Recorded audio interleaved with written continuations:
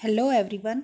आज हम करेंगे जो पीजीटी कॉमर्स का जो स्क्रीनिंग एग्ज़ाम हुआ था जब हमारी कैटेगरी नंबर 3 की वैकेंसी निकली थी 2015 में। तो उस टाइम हमारा जो स्क्रीनिंग का एग्ज़ाम हुआ था उसको हम एक बार देखेंगे, क्योंकि इससे हमें जो हमारे स्टूडेंट्स को प्रॉब्लम आ रही है कि मैम क्या पूछा जाता है स्क्रीनिंग एग्ज़ाम में, तो उन्हें पता चल जाएगा कि किस टाइप्स के क्वेश्चन आते हैं, कितना हमारे सब्जेक्ट से आता है, कितना इंग्लिश का आता है, कितना हिंदी का आता है, और किस तरह से क्वेश्चंस का जो लेवल है वो हमारा किस टाइप का है, नेट का है, एसटेट का है, या किस टाइप्स का लेवल है।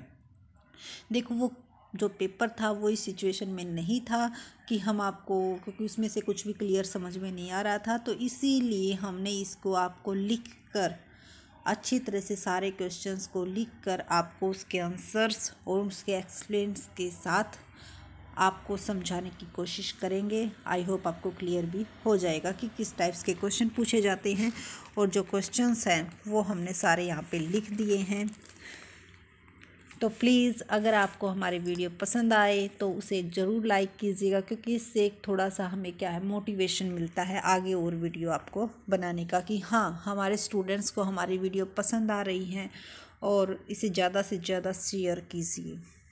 तो स्टार्ट करते हैं। First question, A shopkeeper keeps price 25% above cost price but it allows its customer 20% commission on the amount of their bill, what is the profit percentage made.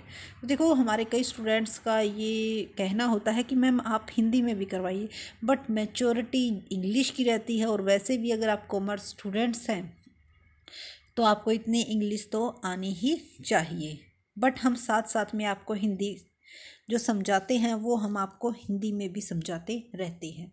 तो इसमें क्या कहा गया कि एक दुकानदार है वो 20% प्राइस ज़्यादा रखता है कॉस्ट प्राइस से और 12% कमीशन देता है, तो जो प्रॉफिट होगा वो कितना बनेगा, तो वो प्रॉफिट बनेगा उसका 10%। Option number D. ये हमारे जो क्वेश्चन है ये मैथ्स या रीजनिंग में लगा सकते हो आप।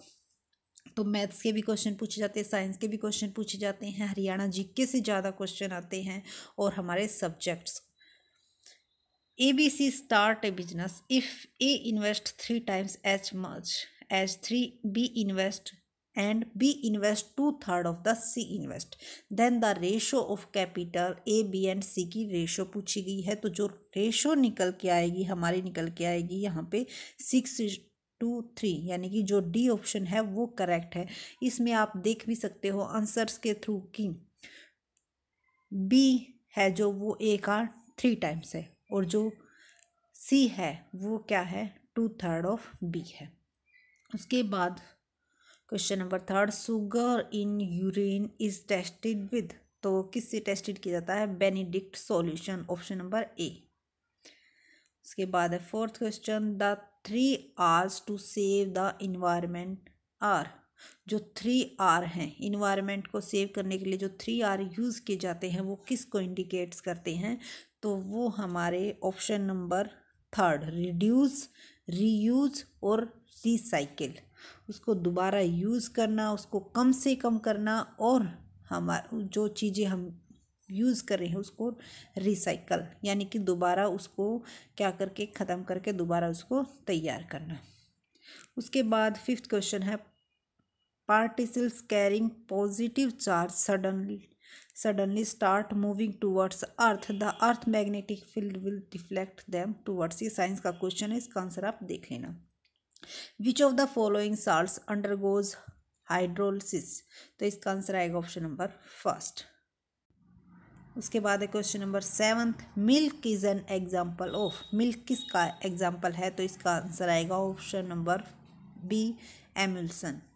उसके बाद देखो इंग्लिश के क्वेश्चन स्टार्ट हो गए, तो सेवन्थ और एट्थ क्वेश्चन इंग्लिश के आएंगे। सेवन्थ और एट्थ क्वेश्चन सेवन भी आ सकते हैं और 8 भी आ सकते हैं, हमारे हिंदी के भी पूछे जाएंगे, और 4-5 क्वेश्चन हमारे साइंस के होंगे।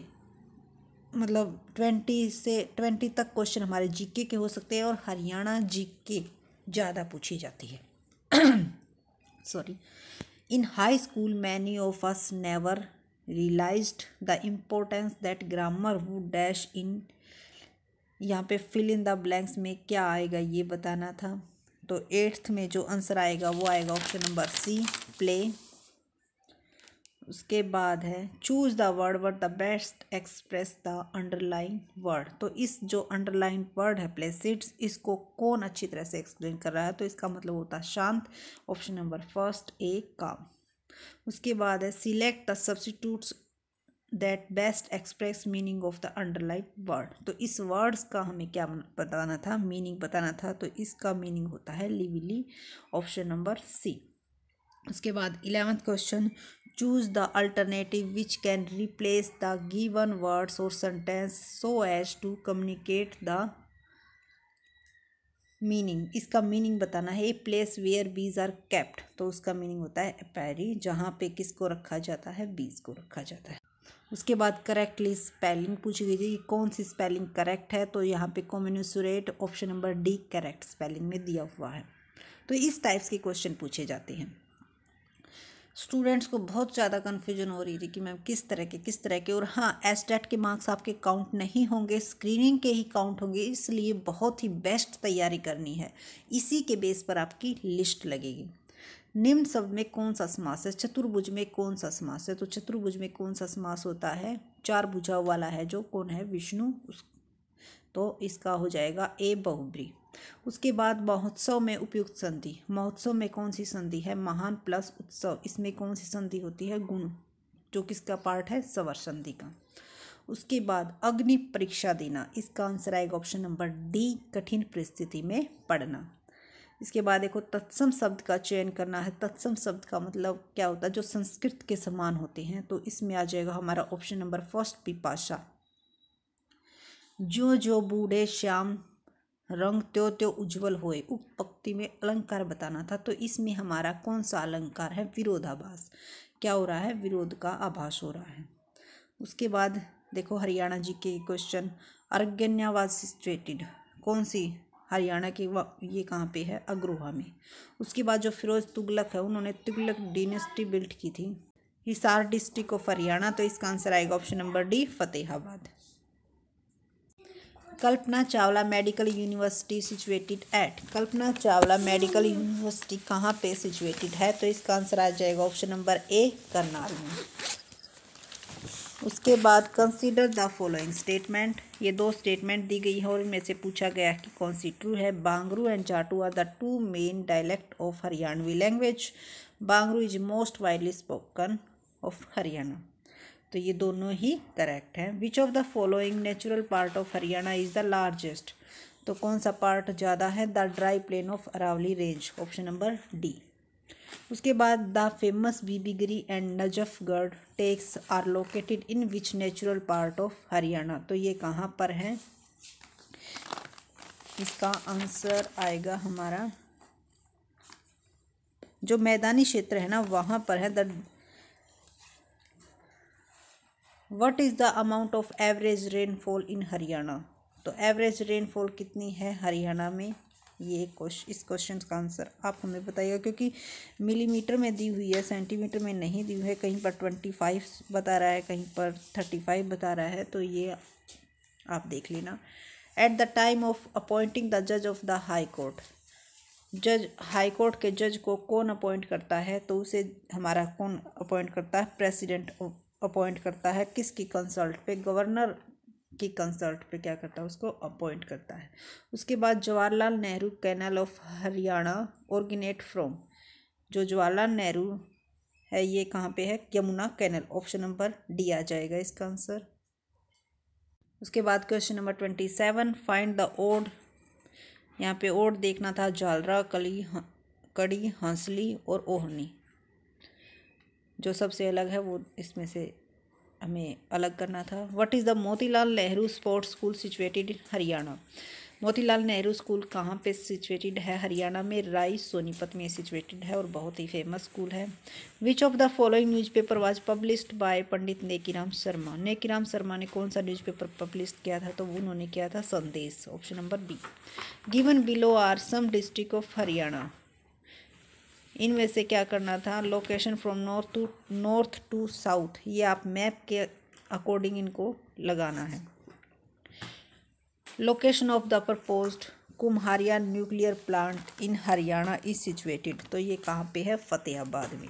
According to 2011 census of India which district of Haryana has the highest density, तो किसकी थी, फरीदाबाद की नंबर फर्स्ट पे थी, पानीपत की नंबर 10 पे, पंचकुला की 21 पे और रोहतक की 14 पे। तो सबसे हाईएस्ट किसकी थी, फरीदाबाद की। तो देखो हरियाणा जी के कई क्वेश्चन पूछे गए थे। 33 question, to provide better health to children up to age of 18 years which scheme is started in state of Haryana, तो ये कौन सी स्कीम थी, Indira child health scheme, option number A. Who among the following is known as Haryana hurricane, Haryana hurricane के नाम से किसे जाना जाता है, तो कपिल देव को जाना जाता है।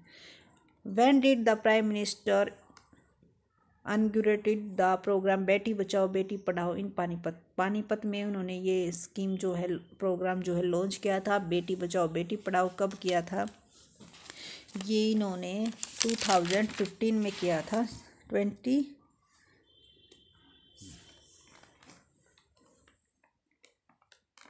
22 जनवरी 2015, option number first. When was Haryana Panchayati Raj act enforced, Panchayati Raj act कब लागू हुआ था, तो ये हमारा हुआ था 27 अप्रैल 1990।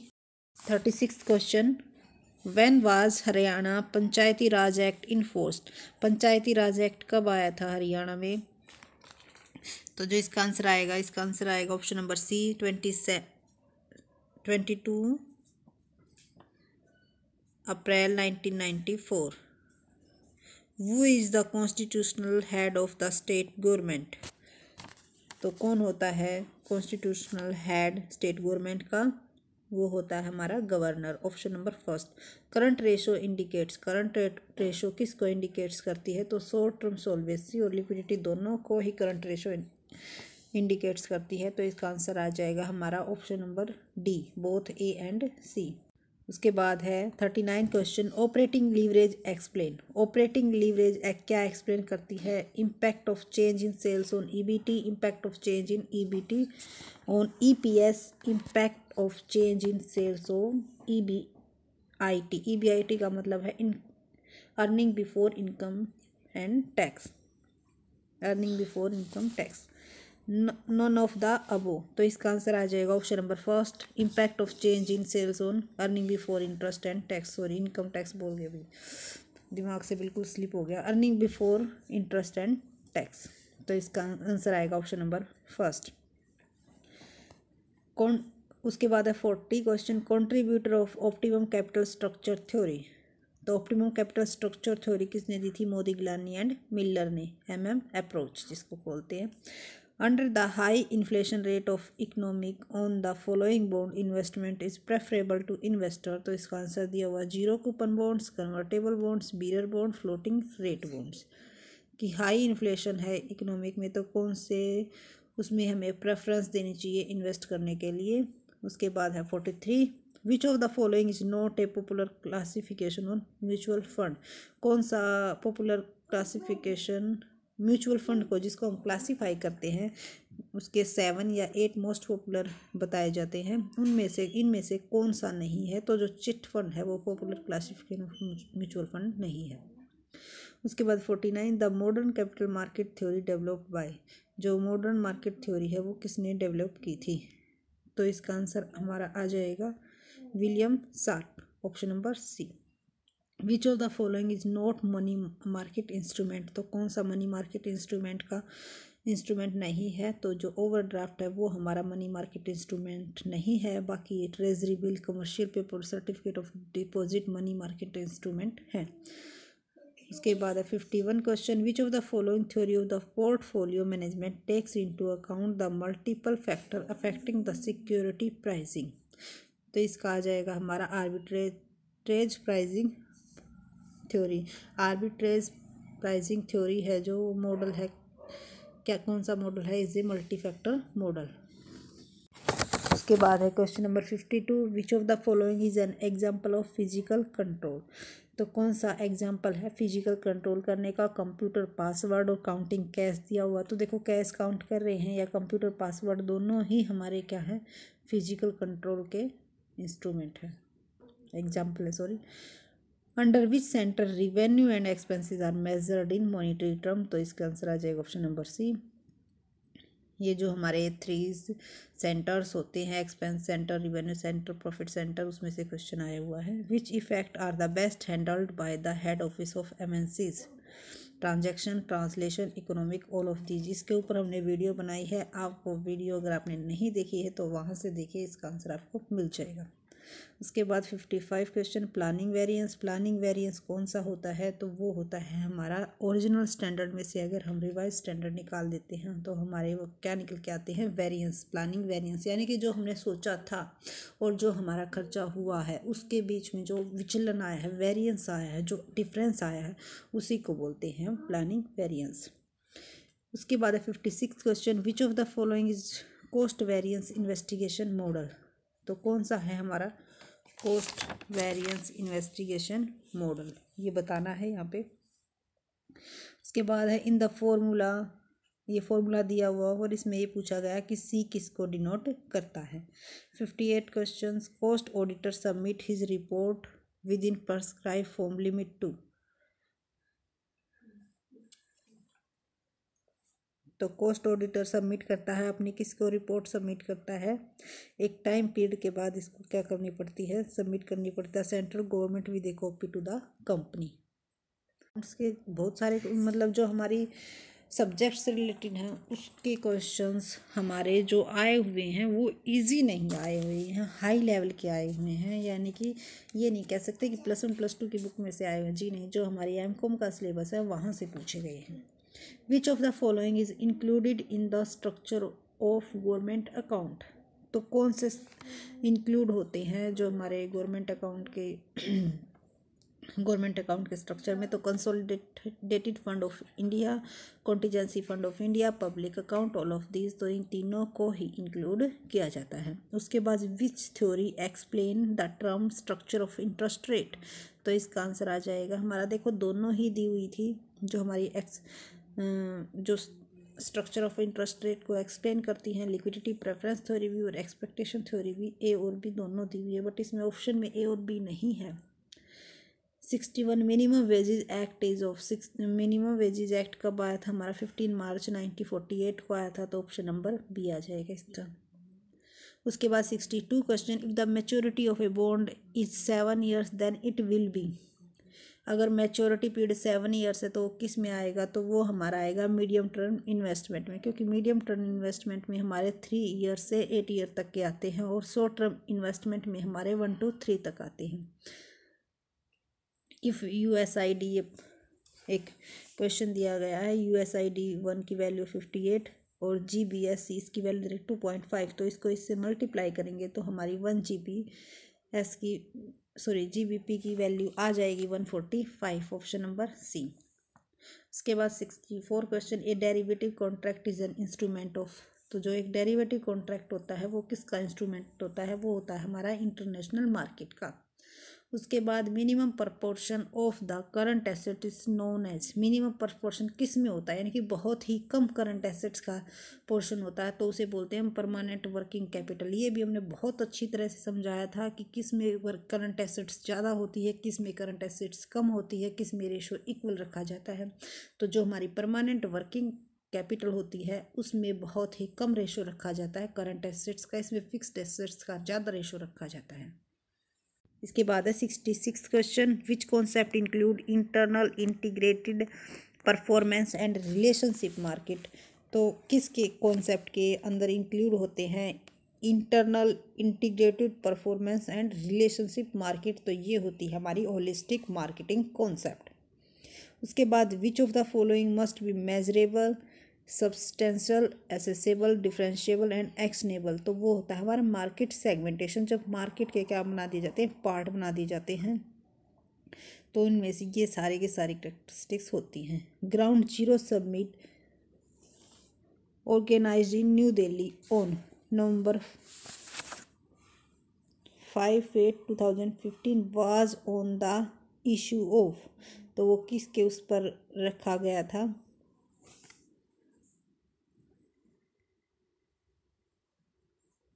तो इसका आंसर आ जाएगा हमारा option number B, cyber security. उसके बाद board of financial supervision of RBI started. तो जो हमारी board of financial supervision BFC, कई बार इसकी फुल फॉर्म भी पूछ ली जाती है, ये कब स्टार्टेड हुई थी? 1994 में। उसके बाद वाजिद उल अर्ज of a village is maintained by the, तो ये हमारी हरियाणा जी के क्वेश्चन स्टार्ट हो गए हैं, तो उसे क्या कहा जाता है? तहसीलदार। उसके बाद 71 question, the use of which of the following regional language was popularised by the Bhakti leader Shankar Deva, तो वो क्या थे? बंगाली। Option number B.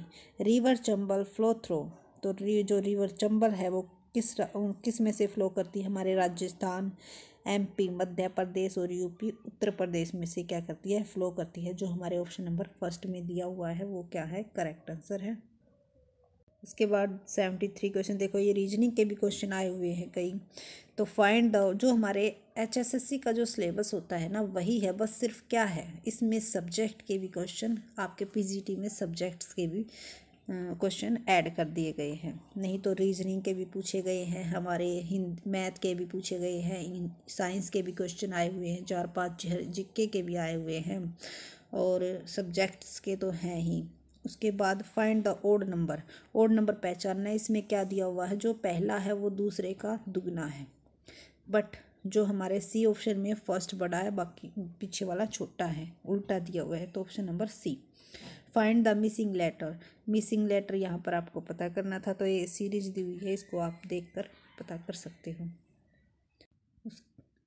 उसके बाद ये एक हमारा जो डायरेक्शन का आता है, जिसके बेस पर हम ये निकालते हैं कि किसका गैप पीरियड कितना है, उसका भी एक क्वेश्चन पूछा गया था। उसके बाद है हमारा 76 question, select the related letter from the given alternative. तो इसमें क्या निकालना था? इसमें ये जो नंबर्स दिए हुए थे इनके अकॉर्डिंग इनके लेटर दिए हुए हैं, तो आगे भी हम जैसे 4, 5, 6 है, तो हमारा क्या आ जाएगा? DEF आ जाएगा, जो हमारे बी ऑप्शन में है। उसके बाद ये देखना था कि इस वर्ड से कौन सा वर्ड नहीं बनता है, तो हम चारों वर्डों को देखेंगे। जो वर्ड इसमें नहीं दिया हुआ है और वो नीचे वाले ऑप्शंस में दिया हुआ है, तो वही हमारा आंसर हो जाएगा, ऑप्शन नंबर बी हो जाएगा, क्योंकि उसमें क्या दिया हुआ है? रिटाइन वी हमारे इनडिटरमिनेंट में नहीं आता है, तो उससे ये वर्ड नहीं बन सकता। उसके बाद स्क्वायर रूट पूछा गया था इसका, तो ये 7225 किसका स्क्वायर रूट होता है? 85 का, ऑप्शन नंबर डी। अब इसमें हमें ये एक क्वेश्चन दिया हुआ था, इसमें एक्स की वैल्यू निकालनी थी। एक्स की वैल्यू आप बहुत ही ईजिली फाइंड कर सकते हो। उसके बाद 80th question, the ratio of the number of boys and girls in A school is 3:2 ratio में दी हुई है। 20% बॉयज़ हैं, 30% गर्ल्स हैं, जो कि क्या लेते हैं? स्कॉलरशिप होल्डर लेते हैं। तो फिर उनकी परसेंटेज पूछी गई है, तो अगर मान लो हम ये मान लेते हैं कि 300 बॉयज़ हैं, 200 गर्ल्स हैं, तो उनमें से 60 बच्चे क्या लेते होंगे? स्कॉलरशिप लेते होंगे बॉयज़ में। क्यों? क्योंकि कितनी दे रखी? 20%। तो 300 का 20% कितना हो गया? 60, और 200 का भी 30% कितना होता है? 60। तो हमारे कितनी आ गई? 60 + 60 120। उसके बाद 500 टोटल थे, क्योंकि 300 हमने क्या माने थे? बॉयज़, और 200 क्या माने थे? गर्ल्स। तो हमारा जो 500 का 120 कितना होता है? 24%। तो हमारा आंसर आ जाएगा option number A. I hope कि आपको पता चल गया होगा कि किस तरह के क्वेश्चन पूछे जाते हैं। इससे आपको एक क्राइटेरिया सा मिल जाएगा, और आप अपनी तैयारी जो है वो इस प्रकार से कीजिए कि कॉमर्स के जो क्वेश्चन है वो तो देखो हाई लेवल के पूछे ही जाते हैं, और जो आपका स्ट्रॉन्ग एरिया है उसमें से आपका कोई भी क्वेश्चंस गलत न होने पाए, और जो आपका वीक एरिया है उसमें से भी अगर इजी टाइप के क्वेश्चंस आते हैं तो वो आपकी गलत न हो। तो हमें हर एक उस एरिए में, मतलब रीजनिंग की भी तैयारी करनी है, इंग्लिश, हिंदी, मैथ, अपनी हर एक चीज़ की तैयारी बहुत ही बेहतर ढंग से करनी है, क्योंकि तभी इसी के बेस पर, स्क्रीनिंग टेस्ट के बेस पर ही हमारी लिस्ट तैयार होती है, और उसी के बेस पर हमारा सिलेक्शन होता है। तो इसीलिए इतने दिन तैयारी करते हो गए, इस पर हमें बिल्कुल भी ढील नहीं बरतनी चाहिए। हमारे एसटेट के नंबर यहाँ पे काउंट नहीं होंगे, सिर्फ एसटेट क्वालिफाइड ही स्क्रीनिंग बहुत है। स्क्रीनिंग एग्ज़ाम के हमारे एक एक नंबर काउंट करेगा, और एक एक नंबर आपकी वैकेंसी, आपकी जॉब पर मैटर करता है कि आपकी हो पाएगी या नहीं हो पाएगी। तो अपनी तैयारी बहुत ही बेहतर ढंग से कीजिए और जितना हमसे हो सकेगा हम आपकी पूरी हेल्प करेंगे। और अगर हमारी वीडियो अच्छी लगी हो, बहुत ही मेहनत की है क्योंकि ये हमने लिख के आपको तब, क्योंकि बहुत सारे स्टूडेंट्स की रिक्वेस्ट आ रही थी और जो हमारा पेपर था वो आपके समझ से बाहर था, क्योंकि इसमें बहुत ही ज़्यादा हमने लिखा हुआ था तो समझ में नहीं आ रहा था, इसीलिए हमने इसे लिख के आपके लिए तैयार किया है। तो लाइक करना और शेयर करना मत भूलना। Thank you for watching my video.